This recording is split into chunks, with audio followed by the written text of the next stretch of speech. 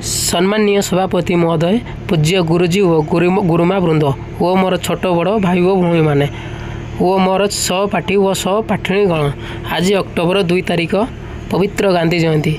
ए शुभ अवसर में मत कि कहबार सुजोग मिलू मु निजक धन्य मन करुँची।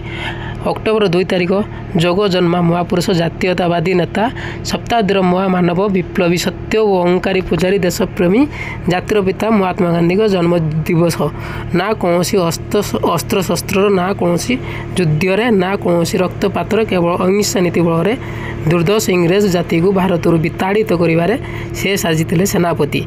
इंग्रेज मानकर अत्याचार निर्यातना शोषण टिकस आदाय उत्पादित भारतीय मानक त्राणकर्ता भाव उभा होते।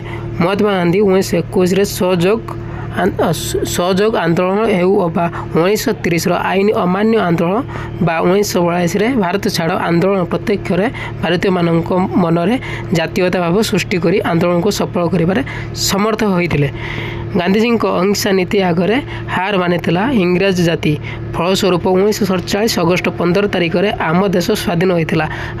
आज तांकर जन्म जयंती में आमे शपथ नेबा तांकर नीति आदर्श को मानि चलिबा। एतिकी कही मोर वक्तव्य शेष करुछि। धन्यवाद। जय हिंद। भारत माता की जय।